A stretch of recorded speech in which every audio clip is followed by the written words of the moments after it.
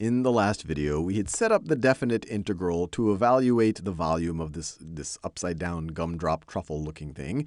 So now in this video, we can actually evaluate the definite integral. So what we need to do is really just expand out this expression, the square root of y plus 1 plus 2. So let's do that. So this is going to be equal to pi times the definite integral from y is equal to -1 to y is equal to 3. If you expand this out, you get square root of y plus 1 squared, which is just going to be y plus 1. And then you're going to have 2 times the product of both of these terms. 2 times 2 times square root of y plus 1 is going to be plus 4 times the square root of y plus 1. And then you have 2 squared, so plus 4. So you have this whole thing times dy. We can simplify a little bit. You have a 1 plus a 4. We can add the 1 to the 4 and get a 5. And now we're ready to take the antiderivative. So this is going to be equal to pi times, let's take the antiderivative of all of this business.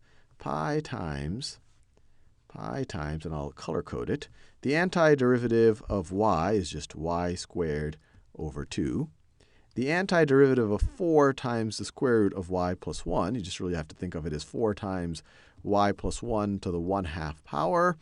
We could use u substitution explicitly, but you probably are pretty practiced in this, can do this in your head. You have y plus 1 raised to the 1/2 power. Derivative of y plus 1 is just 1, which is essentially out here.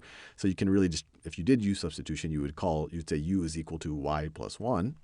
But this antiderivative is going to be equal to, well, if you increment this exponent, you get 3/2 multiplied by the reciprocal 2/3. 2/3 times 4 is 8/3. So it's plus 8/3 times y plus 1 to the 3/2. And you can verify, if you take the derivative here, you will get this expression right over here. 3/2 times 8/3 is 4. Decrement it, you have y plus 1 to the 1/2 power. And then finally, you have, let's see, what color have I not used yet? Finally, you have this 5. The antiderivative of 5 is just 5y. 5y. And we are evaluating it. We are going to evaluate it from at 3 and at -1. Y is equals 3 and y equals -1. So this is going to be equal to pi. So let's evaluate all this business at 3. So 3 squared over 2 is 9/2. 3 plus 1 is 4 to the 3/2. Well, that's, let's see, square root of 4 is 2 to the 3rd power is 8. 8 times 8/3 is 64 over 3. So plus 64 over 3. You have 5 times 3, well, that's going to be 15, plus 15. And from that, we're going to subtract all this business evaluated at -1. So you have -1 squared over 2, well, that's just 1/2. -1 plus 1 is 0 to the 3/2 power. That's going to be 0 times 8/3. This is all going to be 0, so we don't have to even write it. And then finally, you have -1 times 5. Well, this is going to be -5. -5. And we are in the home stretch. We really just have to do a little bit of arithmetic, add some hairy fractions right over here. So let's do it. So this whole thing is going to simplify to pi times, and it looks like, let's see, our least common multiple of all of these denominators is going to be 6. So let's put everything over a denominator of 6. So 9/2 is the same thing as 27 over 6. 64/3 is the same thing as 128 over 6.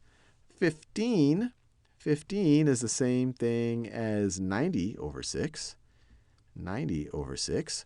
1/2 is the same thing as 3 over 6. So this is, we distribute the negative sign. So this is -3/6. And negative times negative is positive. 5 is the same thing as 30 over 6.